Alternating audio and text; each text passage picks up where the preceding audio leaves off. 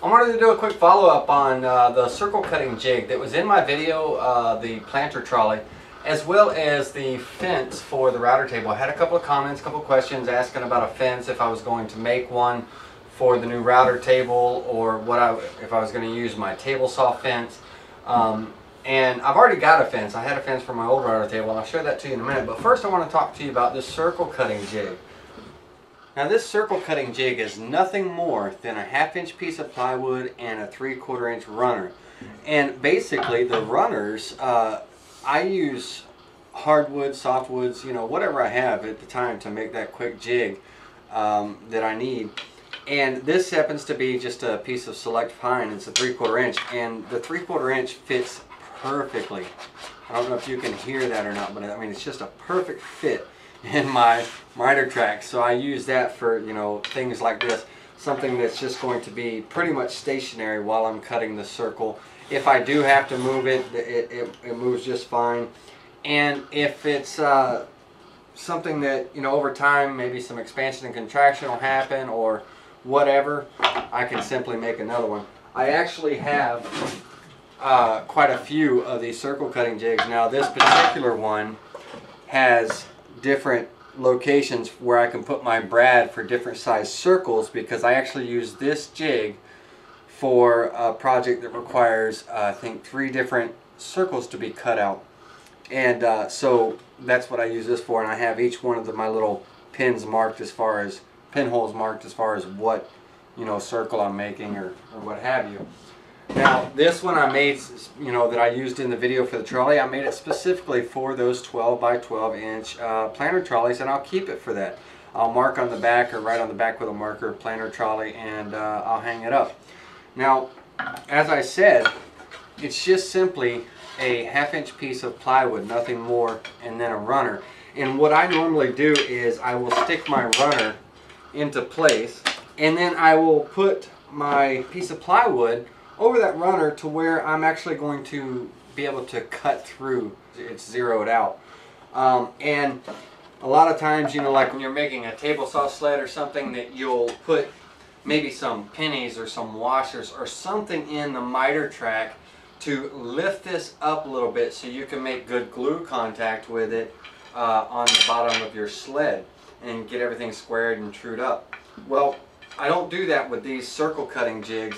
Basically what I do is I lay my plywood down where I'm going to be able to cut through it, and I mark out where my runner strip needs to go. And from there I'll just take a square it up, and I use a pin nailer to nail it into place. Now sometimes the pins, these are headless pins, but sometimes, you know, they'll be protruding a little bit on the back side. I don't want to scratch up my cast iron, so I will just lightly set them. Once they're set, then I can go ahead and put this in place. From there I can go ahead and zero out the plywood.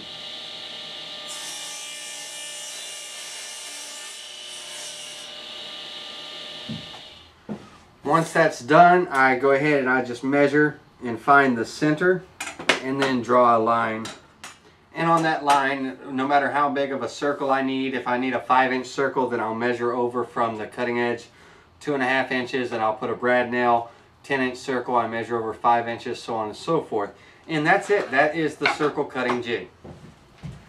As far as the fence goes for the router table, this is the existing fence that I built late last year for my router table, and it's kind of based off, and it is not kind of, it is based off of Steve Ramsey's fence that he made for his new router cabinet. It's got a high top. I think it's about 8 inches tall, and it's got a split fence. I have adjustments here. I can unscrew these screws and I can split this fence or close it up so I can have zero clearance around the bit. On the back of the fence is a place where I can put my vacuum and dust port.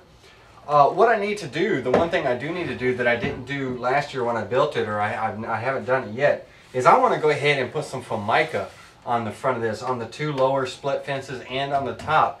And I want to go ahead and get my T-track put in here for feather boards and stuff. I never got to do that yet. I didn't order any T-track to come in.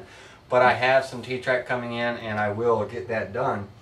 But that is it for the fence. Now as far as securing it, here's the only difference on the fence. Before, I would clamp the fence to the front rail and the back rail no matter what position I needed it in.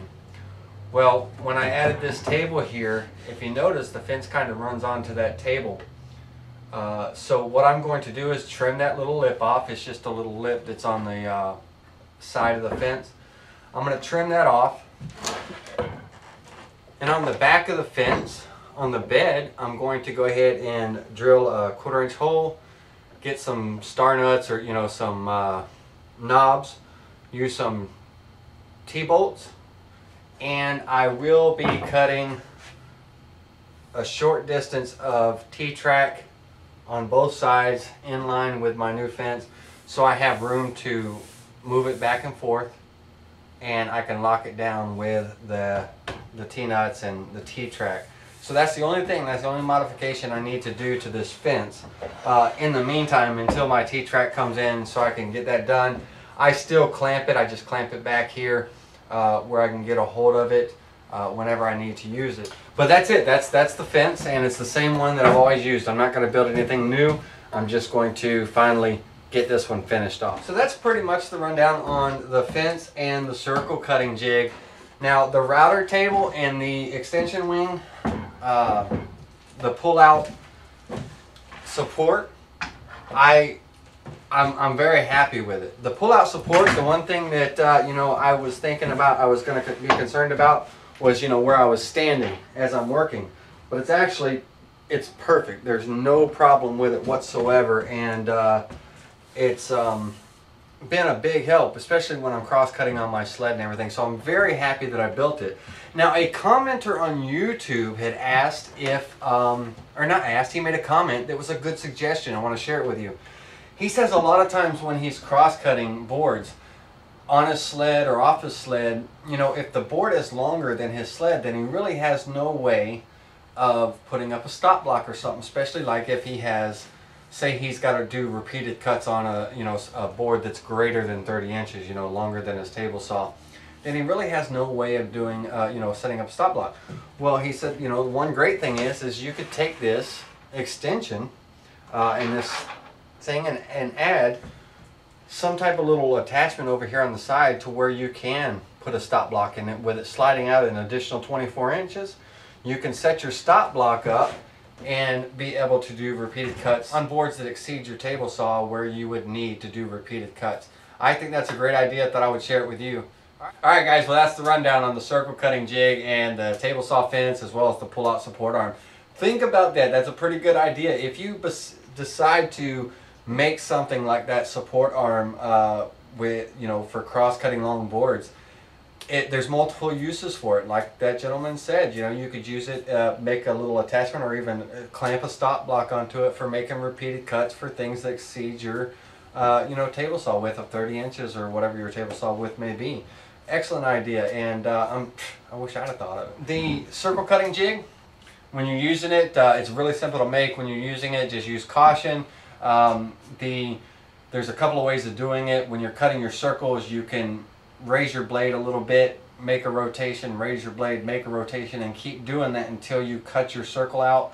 Or you can use the method that I used in the video, which is cutting all the corners off and just keep cutting corners off, keep cutting corners off until it's getting close to round, and then slowly starting to round it off at the edge of the blade. Both methods work really well, and you can use either one. Just use safety precautions when you do, and be mindful of where your hands are when you're making those turns and everything.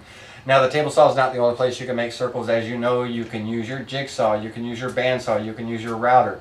Unfortunately, I don't have a bandsaw, so the table saw is where I make all of my circles when I am in a need for one or the other. So I hope that helps. All kinds of fun information over on this channel. If you haven't subscribed yet, please do. And this is where you're going to be able to catch all the follow-ups, some rundown on some different things, and just overall me. So yeah.